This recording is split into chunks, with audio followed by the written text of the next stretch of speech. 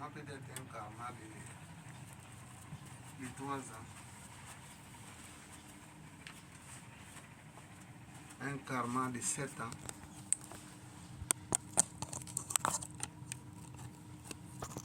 Ou plus. Alors, la connaissance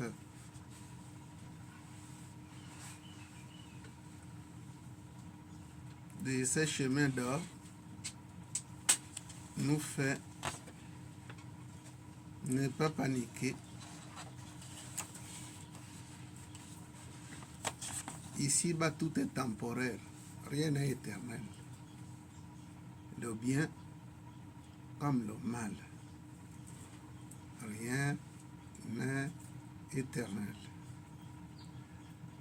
Le phénomène d'ici-bas, c'est que tout est temporaire. Donc, ta réponse est que la durée peut être de 3 ans, moins de 3 ans, 7 ans. Et le problème, naturellement, c'est dissous, sans aller faire des acrobaties dans les églises ou chez les marabouts ou les nganga. Donc, il y a des choses qui peuvent se désintégrer de manière naturelle, sans aller provoquer cela chez les pasteurs, les prêtres. Oui? Namasté. La patience. La patience est un chemin d'or et royal. Postuler, rester en attente. Dans ma compréhension des choses personnelles, cela revient à dire que on a beaucoup d'attentes vis-à-vis non seulement de nous-mêmes, vis-à-vis aussi de l'univers. Et toutes ces attentes-là ne peuvent pas être résolvées d'un claquement de doigts. Donc, au moment de postuler, vous allez par exemple arriver à un moment donné de votre vie où vous voulez avoir un mari. L'univers fera en sorte que vous n'allez pas forcément tomber sur la bonne personne au premier moment. La patience sera celle-là de vous donner une éducation adéquate afin de supporter ce que vous voulez. Parce que si vous n'êtes pas à même de patienter, parce que la patience aussi vient nous corriger et enlever en nous les défauts pour éviter de perdre aussitôt quand on aura gagné la chose. La patience vient mettre en nous une maturité adéquate pour permettre à supporter la chose. Je vais prendre un exemple pour soutenir ce que je dis. On va comparer deux personnes qui sont nées dans une famille assez opulente et tout, donc dans une famille présidentielle, et une personne qui est née dans une famille lambda, donc prolétaire. Le monsieur a son père qui est président, donc il grandit, il a tout autour de lui. Pour lui, dépenser l'argent, ce n'est rien. Il peut se permettre d'acheter un t-shirt à 200 € sur Amazon. Pour lui, ce n'est pas un problème, vu qu'il en a tellement d'argent. Il n'a pas patienté pour avoir cela. Mais le fils de la femme prolétaire va rencontrer des difficultés. Pour avoir de l'argent, ce sera compliqué. Il va faire face à des oui, à des non. Mais cette patience-là, au moment pour lui de devenir riche, ne sera pas de la même façon pour l'autre.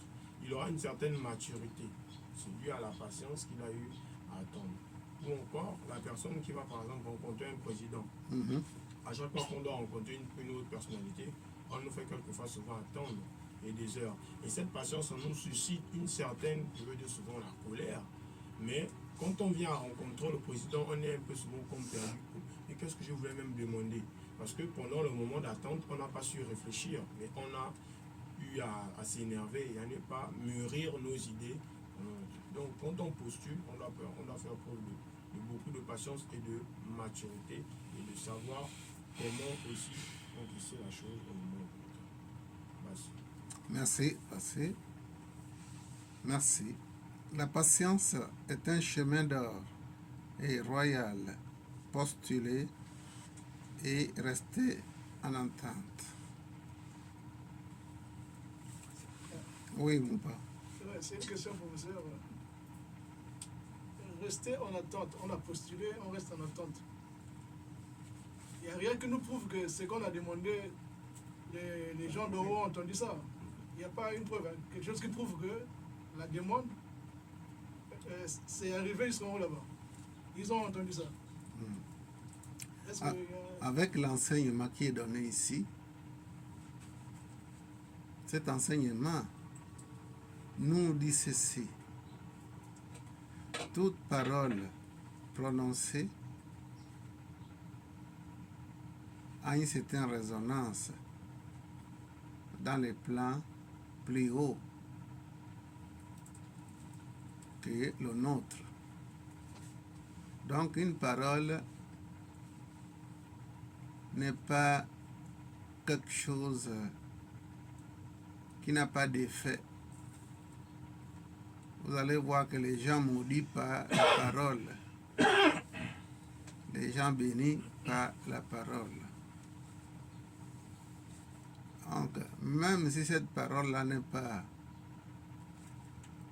écoutée par notre environnement, la parole a l'impact dans les plans divins. Donc on ne peut pas prononcer une parole qui va rester sans effet. Que les gens écoutent cela ou pas, c'est déjà une demande que vous avez lancée à l'univers. Vous avez déjà postulé. Quitte à l'univers, n'est-ce pas, d'organiser tout ce qu'il faut. Il faut que vous receviez l'écho. Oui, Papa Keninge. La patience est un chemin d'or et royal. Postulez et restez en tente. Merci. La patience est un chemin d'or et royal. Postulez et restez en attente. Je dis tout simplement, la patience est un état de conscience. La patience paye toujours. Enfin, restons patients pour notre éveil spirituel. Namasté. Namasté. Merci. On continue. La patience est un chemin d'or et royal. Postulez et restez en attente. La participation peut être par des questions ou le développement du thème. Oui. Namasté. Namasté. J'aimerais savoir, la patience est un chemin d'or et royal. Postuler et rester en attente.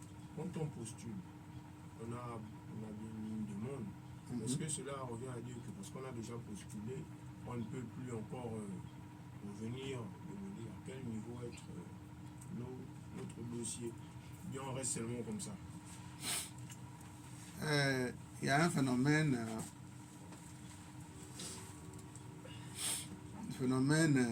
de la permanence sur ce que nous voulons. Donc on doit toujours entretenir un postulat qui a été fait. Il faut toujours entretenir ça. On ne fait pas le postulat aujourd'hui et puis on reste tranquille parce qu'on est en entente. Il faut toujours continuer à postuler, à faire des affirmations positives. Tout ce qui nous arrive, c'est que nous avons fait des affirmations conscientes ou inconscientes. Je vous ai toujours parlé ici d'une situation d'une sœur qui en misant 700 francs CFA sur le PMG, le lendemain, elle était la seule à gagner 150 millions de francs CFA.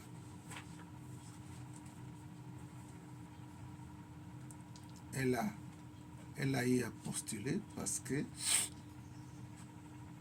son souhait était de gagner beaucoup d'argent dans le PMG. Et puis un jour, elle joue le lendemain, la seule gagnante. Entre-temps, dans Libreville ou dans l'étendue du Gabon, il y a des gens qui meurent de faim. Mais elle était mariée. Elle faisait quand même quelque chose, son commerce. Donc, l'univers l'a ajouté plus. Donc,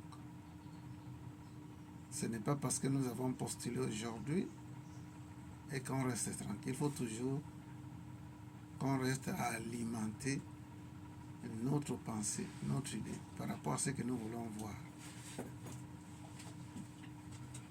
La patience est un chemin d'or et royal, postulé et resté en entente. Oui, Oui, professeur. oui. L'univers lui a ajouté quelque chose alors Elle en avait déjà. elle en avait déjà. Pendant ce temps, il y a peut-être même des enfants quelque part qui souffrent, qui n'ont rien. Oui. Est-ce que l'univers a vraiment se soucié de nous ou bien c'est pas son problème? Dans les Écritures bibliques, quelque part, ils disent ceci, demandez, On vous donnera. on vous donnera. Cognez et on vous ouvrira la porte. C'est lui qui a l'univers où Dieu le donnera plus, jusqu'à vivre dans l'abondance. C'est lui qui n'en a pas. Même le peu qu'il a caché, ça va être arraché et il vivra dans les manquements. Donc, vous recevez ce que vous avez travaillé. Même si c'est par certaines manières frauduleuses, qu'est-ce que vous avez fait pour mériter ce que vous avez là? Soit vous avez volé et ça a payé, non?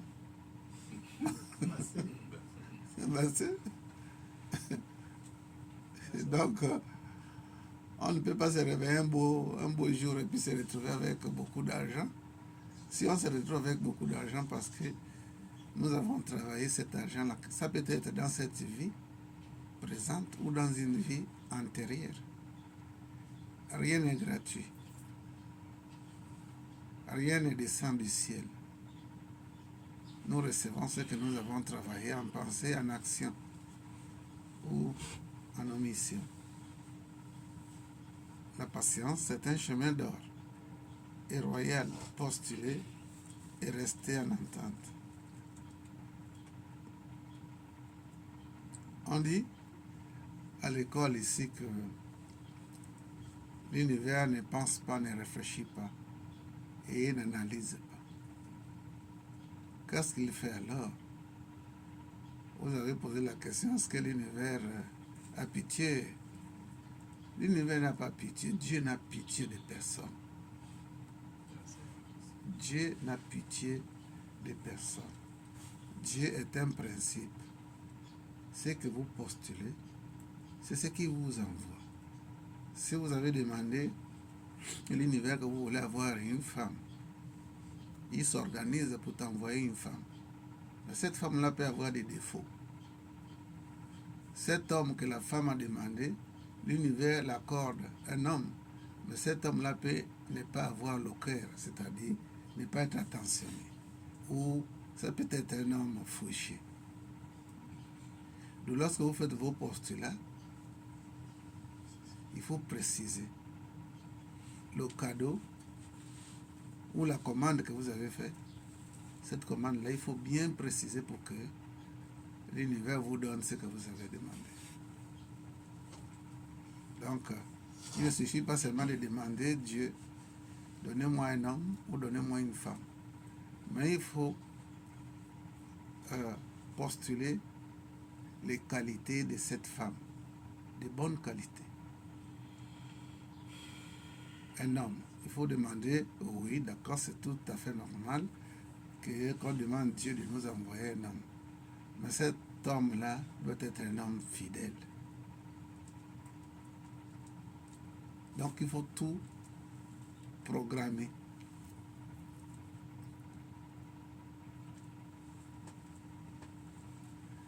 La patience est un chemin d'or et royal, postulé et resté en entente. Oui? Allez-y. Professeur, Mhm. bon, ça c'est moi. J'ai souvent remarqué quand on demande de petites choses, ça vient vite. Oui. Grande, rien. Les grandes choses, Les, c'est là où est le problème. Je sais pas. les grandes choses dépendent de la manière, disons, dépend de notre participation pour accélérer C'est ça. l'arrivée de ce que nous avons demandé. Merci. Parce que il faut rester dans le réseau.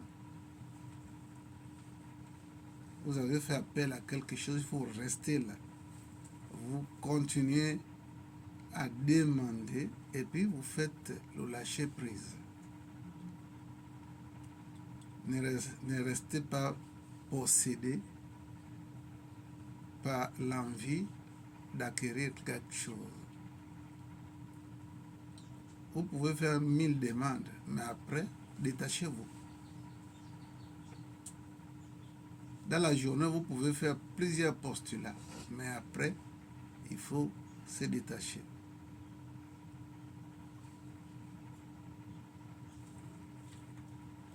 La patience est un chemin d'or et royal. Postulez et restez en entente. Dieu n'a pitié de personne. Nous avons vu les enfants, les parents qui meurent en laissant les enfants sans aucun soutien. Où est Dieu dans tout ça?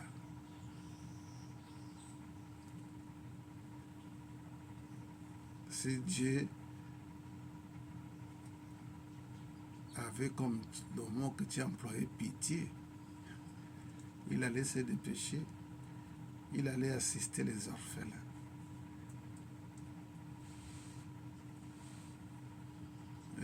Nous avons vécu l'avion qui est tombé à la plage. Comment vous appelez cet endroit-là? La Sablière. La Sablière. L'avion tombe. Et pourtant, cet avion avait 3 prêtres qui avaient pour mission d'aller célébrer la messe, leur première messe à Franceville. Le pilote, après le décollage, a compris qu'il y a quelque chose qui ne va pas. Il a fait l'amérissage. Il allait atterrir, mais il a trouvé que ça ne pouvait pas aller. Il a fait l'amérissage. L'amérissage, c'est lorsque l'avion atterrit à la plage. Les prêtres, censés aller célébrer une messe à Franceville, même les rats ont fui, mais ils sont morts dedans là-bas. Il y avait des bandits, les bandits là, les coups ils ont tout fait pour fuir. Ils ont été sauvés. Une femme en grossesse, la femme du pasteur Ngoussi aussi, est morte dans ça. Les gens sont morts là, les prêtres, y compris les prêtres. Mais les bandits, les coulmongers sont sortis vivants. Où est Dieu dans tout ça? Il n'a même pas essayé de sauver ses prêtres. Vous voyez? Ça veut dire que l'univers qui est Dieu ne réfléchit pas, ne pense pas et n'analyse pas. Mais ce que nous demandons, il exauce ça. Donc si nous-mêmes, nous ne faisons pas la demande, il n'y a rien. On mourra avec la faim. Le principe est un principe. Et lorsque nous comprenons le rôle, le fonctionnement d'un principe ou d'une loi spirituelle, vous pouvez vivre, les gens vont vous qualifier de tantôt de négatif ou vous diaboliser. Le monde là est un monde, comme vous voyez là, une jungle infectée par par des prédateurs. Chacun pour soi, Dieu pour tous. Donc nous revenons. La patience est un chemin d'or royal postuler et rester en entente.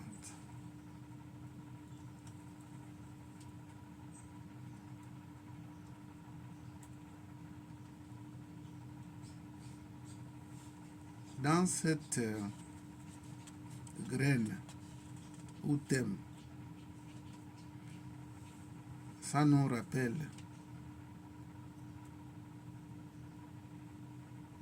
comment marchent les choses.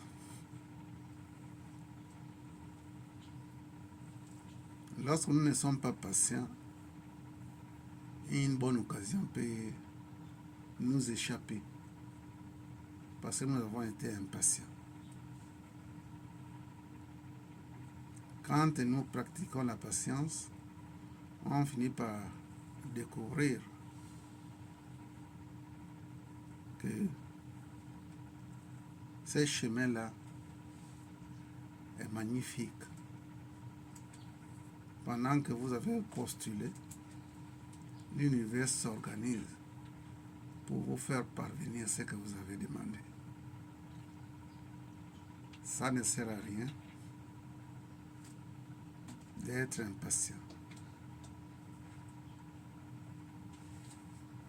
Postulez et restez en entente. Vous avez fait votre part de demander de postuler. On arrête de s'agiter parce que vous avez fait déjà la commande. Le reste, l'univers en fera. Quelqu'un qui ne travaille pas peut se retrouver avec une maison au coût de 300 millions.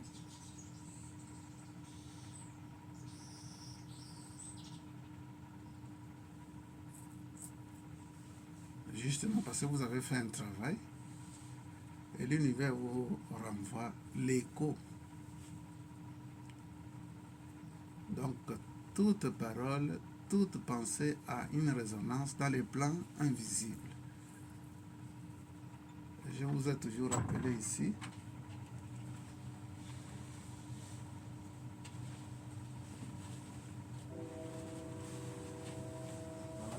Namasté. Je vous ai toujours rappelé les chaises là. Je vous ai toujours rappelé que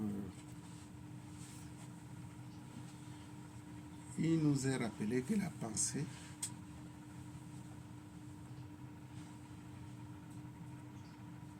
la vitesse de la pensée est comme l'action de la lumière. Oui.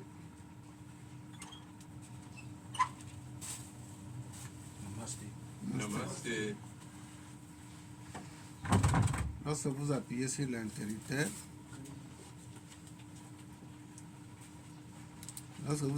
l'interrupteur, c'est des secondes. La lumière vient comme la pensée. Et il est dit qu'une seule pensée, comme je vous ai toujours enseigné, une seule pensée fait le tour de la planète en une seconde, la planète entière en une seconde, et puis elle nous revient. Donc si vous souhaitez ou si vous entretenez une pensée positive, elle fait le tour de la planète en une seconde et elle nous revient. Si la pensée était positive, le résultat, nous vivrons ça. Si la pensée était négative, le résultat, nous vivrons ça. C'est la raison pour laquelle on nous rappelle de faire attention à nos pensées. Comment se fait que c'est rien que le mal qu'on reçoit? On peut aussi recevoir le bien, parce que ça répondra selon nos souhaits. Il faut seulement être patient et entretenir la pensée. Des affirmations positives. Je suis. où je vis pleinement l'abondance financière et matérielle. Il faut conjuguer dans le présent et non dans le passé ou l'avenir.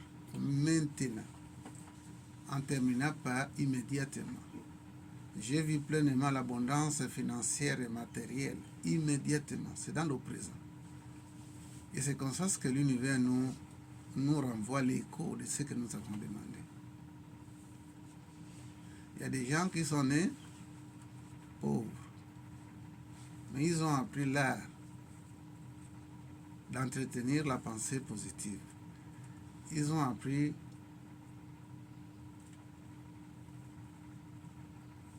les affirmations positives.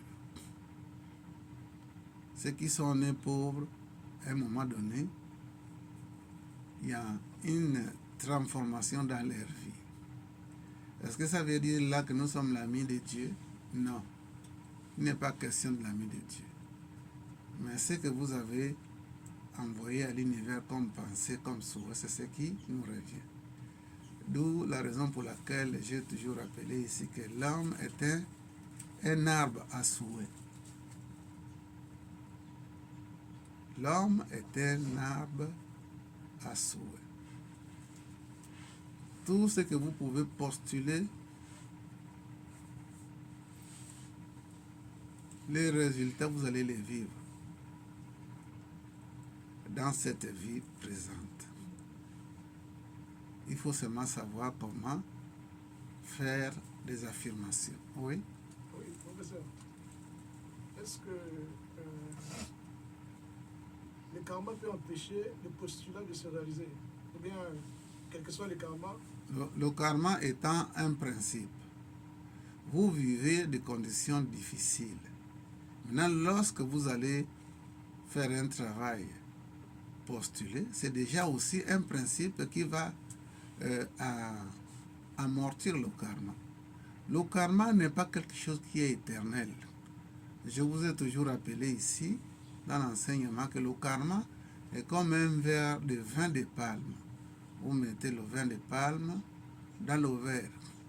Et dans les secondes et les minutes qui suivent, il y a des dépôts en bas de votre verre. Ces dépôts-là, et en haut, vous avez le liquide. Est-ce qu'on est obligé de boire ces vins-là et les dépôts? Non. Le vin-là. On n'est pas obligé de boire et le vin et les dépôts. On peut boire le liquide et ces dépôts, on jette ça. Le karma est comme ça. On vit déjà un karma où on est empêché de vivre comme nous voulons. On est dans le manquement. Est-ce qu'on est obligé de rester comme ça jusqu'à la mort? Non. Vous décidez de votre devenir. Et c'est selon la manière dont vous entretenez vos pensées, c'est ce qui va être. J'ai toujours rappelé encore ici que ce monde ici-bas, la vie ici-bas, est comme un fleuve qui n'est pas tranquille. Qu'est-ce que cela veut dire? Que dans ce monde, il y a le mouvement et le changement. Donc une condition ne peut pas rester éternellement. À moins que si on fait un travail pour que la condition la reste. La pauvreté et la richesse, c'est des états de conscience. On peut bousculer d'un état à un autre état. Et les choses changent. Il n'y a aucune situation qui est là que ça ne peut pas bouger. Ce n'est pas possible. Le monde déjà lui-même, le temps et l'espace, c'est le mouvement et changement. Donc aucune situation ne peut rester là éternellement. Il y aura toujours, lorsque vous faites une demande à l'univers ou Dieu, faites ce que vous avez à faire, le reste, Dieu le fait. Ce Dieu-là, c'est le principe. Donc, le chemin est un chemin magnifique. Donc, postulez et restez en entente. Faites quelque chose, ça aura l'impact dans les plans invisibles et spirituels. Et vous recevrez ce que vous avez demandé. Ce que nous sommes aujourd'hui, c'est nous-mêmes qui avons postulé d'être comme ça, dans l'inconscience. Tu sais que dans nos familles, moi je suis Mpongwe et Benga. Les Benga, ils entretiennent la pensée négative. Que si je suis pauvre, c'est Dieu qui a voulu que je sois pauvre. Donc, je ne peux pas faire autrement. C'est comme ça qu'ils raisonnent. Or, Dieu n'a jamais fait quelqu'un de nous pauvres ou riches. Dieu est un principe. Nous pouvons changer nos conditions de vie avec nos manières de réfléchir, de penser. La pauvreté n'est pas éternelle, la richesse non plus. Si vous avez beaucoup d'argent et que vous entretenez votre argent, ça peut rester jusqu'à la fin de votre temps. Mais si vous avez beaucoup d'argent et que vous entretenez cet argent-là de manière négative, ça peut paraître à un moment donné comme quelqu'un qui avait de l'argent à jeter ça par la fenêtre. C'est-à-dire, vous avez de l'argent et vous commencez à faire des dépenses, des choses inutiles. Vous pouvez avoir des milliards aujourd'hui et délapider ça, comme beaucoup ont fait au Gabon. Donc, la patience est un chemin d'or et royal. Postulez et restez en entente. Le souhait de Dieu n'est pas de voir ces êtres pauvres. Il semble, je ne suis pas biblique, mais de temps en temps, je jette un coup d'œil dedans. Dans les Écritures, il dit que l'homme est fait à l'image et la ressemblance de Dieu. Plus loin, dans la même Bible, on dit que l'or et l'argent appartiennent à Dieu. Alors, si vous êtes l'enfant d'Olihi, est-ce que c'est normal que vous restez dans la pauvreté? Alors, si l'or et l'argent appartiennent à Dieu, ça veut dire que vous avez votre droit dans ça. Vous avez votre droit. Même si on vole? Hein? Non, même si on vole. Voler quoi? L'argent, pas l'argent. Tu ne peux plus voler puisque Dieu n'a pas Tu ne peux plus voler. On dit que lorsque ton père est riche, hein, et tes parents sont riches, vous devez vous servir, tout simplement. Vous devez vous servir parce que ça vous appartient. C'est comme maman a préparé et que vous avez faim. Servez-vous. Donc c'est comme ça l'univers fonctionne. Oui. Namasté. Namasté. Je ne comprends pas trop le principe, mais j'essaie de... Oui. À quel moment prend-on conscience de ça, de ce dont vous parlez?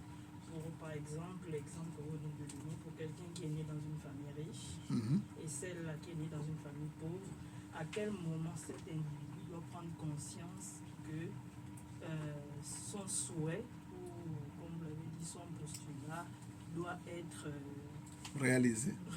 En fait, à quel moment il doit prendre conscience que c'est lui-même qui doit changer la situation dans laquelle il est, par exemple, la situation de pauvreté, par exemple. Oui, c'est question de réalisation. Il y a des gens ici que j'ai vus, ils ont les lunettes et puis ils commencent à chercher là où il a laissé les lunettes. D'autres, ils ont les clés de leur voiture. Ils rentrent dans toute la parcelle. Vous cherchez quoi? Je cherche mes clés. Les clés de quoi? Les clés de la voiture. Après, on leur dit, mais tu as les clés à la main? Ah! C'est question de réalisation. Il faut réaliser ce que tu veux ou ce que tu as. Quand on ne réalise pas ça, on peut vivre dans l'abondance, mais sans être vraiment conscient de cela. Et à quel moment on est conscient? C'est en travaillant dans une école spirituelle comme celle-là, des travaux qu'on fait à tout moment c'est ce qui nous amène à l'éveil. Hein, à l'éveil de la conscience. Il faut travailler. Parce que nous sommes déjà ce que nous cherchons. Mais comme nous ne sommes pas éveillés, on continue à chercher. Alors que nous avons déjà ce que nous voulons. Mais est-ce que ça voudrait dire, excusez-moi, que pour ceux-là qui ont déjà, sont conscients de l'avoir, Oui, ils ne sont pas conscients de l'avoir. ils l'ont. Ça voudrait dire que c'est l'univers qui leur a permis déjà d'avoir ce qu'ils ont. Oui, justement. Et ceux qui n'en ont pas, Non seulement l'univers, ils ont fait des travaux antérieurs. Et le mérite, c'est ça. Le mérite, c'est d'avoir ce que nous avons demandé. Nous avons travaillé. Le résultat, c'est le mérite. C'est un mérite. Donc, vous tous ici, vous avez déjà ce que vous cherchez. Maintenant, c'est question de réaliser que vous avez quelque chose dont vous ignorez. N'est-il pas dit que nous sommes faits à l'image et la ressemblance de Dieu? Si. Alors, Dieu est la présence. Dieu est en principe n'ignore rien.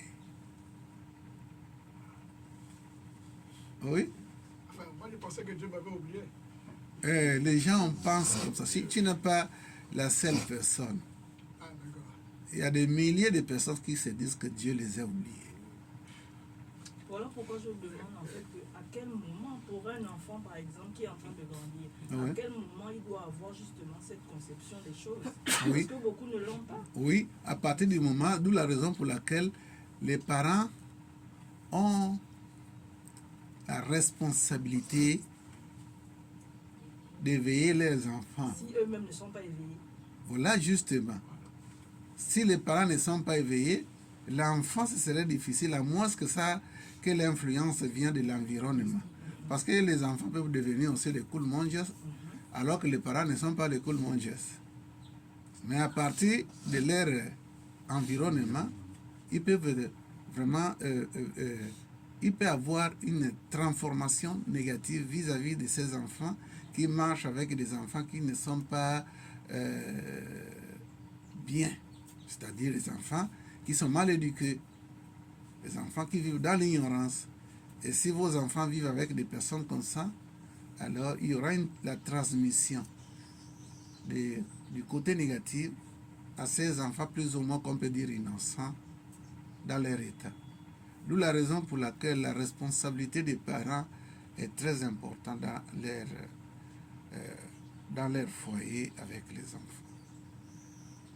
Petit à petit, qu'on donne une éducation, l'enfant s'éveille sans savoir qu'il s'éveille. Et à un moment donné, l'enfant va découvrir certaines capacités en lui. Donc vous avez beaucoup à faire. Et maintenant, si vous découvrez, vous, que vous n'êtes pas informé de toutes ces choses-là, allez-y vers ceux qui font ce travail. Rentrez dans les écoles purement spirituelles. Vous recevrez quelque chose qui va être pour l'humanité.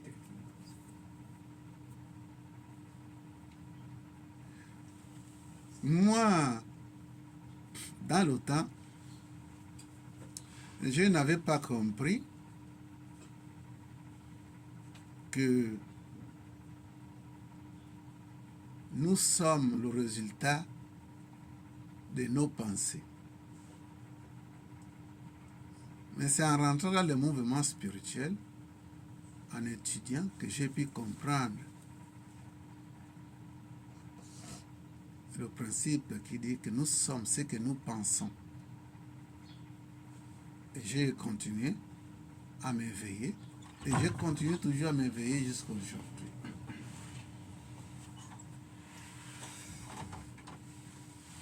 Donc, quelqu'un peut transformer sa vie. La transformation ne viendra pas de l'extérieur, mais de l'intérieur de nous, par rapport aux travaux que nous faisons. Oui. Moi, je voulais, par rapport à ce que Adam a dit, moi je pense aussi que c'est la prise de conscience d'abord. Il faut d'abord réaliser que nous sommes dans une situation qui ne nous arrange pas pour prendre conscience et puis après maintenant faire des efforts. Par exemple, même si tu nais dans une famille qui ne t'avantage pas dans... Je prends par exemple ton exemple, tu as grandi dans une famille, les parents étaient pas trop de la spiritualité, Pauvre. ils étaient pauvres. Pauvre en tout. Tu as dû prendre, tu as dû prendre conscience toi-même et réaliser que tu es dans une situation qui ne t'arrange pas pour pouvoir Ouais. voilà, faire des recherches spirituelles. Et puis, Voilà. donc moi je pense que c'est d'abord la prise de conscience La- individuelle Bien voilà, sûr. qui nous permet, Oui. qui va nous Bien. permettre d'aller Oui. voilà, vers- Il faut, pour quitter un état, je vous ai dit, la pauvreté et la richesse, c'est des états de conscience. Si nous prenons conscience que nous sommes pauvres, c'est déjà un grand travail que nous avons fait. C'est déjà un grand niveau. Pour sortir de là, comme tu viens de le dire, il faut prendre conscience de ton état. Cet état-là qui ne t'arrange pas, qui ne t'avantage pas. Et une fois que vous avez compris cela, alors vous commencez à faire le travail pour quitter dans cet état-là, pour te retrouver dans un autre état beaucoup plus favorable. La prise de conscience vient à partir des expériences que nous vivons tous les jours. Une expérience peut être répétée parce que nous n'avons pas encore compris. Mais une fois que nous avons compris une expérience négative, ça ne reviendra jamais plus. On va être comme un homme averti. On saura comment, on verra comment le mal vient progressivement. On peut arrêter ce mal-là. C'est l'homme qui a créé ses propres conditions. Ce n'est pas Dieu qui a créé les pauvres et les riches. Puisque la Bible en déclare que l'argent et l'or l'appartiennent. L'argent et l'or appartiennent à Dieu. Et comme il est dit que nous sommes faits à l'image et la ressemblance de Dieu, nous avons la capacité de Dieu en nous. Dieu est omniscient, omniprésent et omnipotence. Tous ces attributs-là, nous les avons. Donc on peut transformer nos vies par la prise de conscience réellement de ce que nous sommes et de ce que nous vivons comme expérience. Et sortir de là quand on veut. La dame que je vous dis là, une sœur qui gagne 150 millions, le fait d'avoir misé 700 francs sur le jeu de PMG. Elle s'est retrouvée avec 150 millions. Est-ce que c'est Dieu qui lui a donné ça? Entre-temps, les gens souffrent.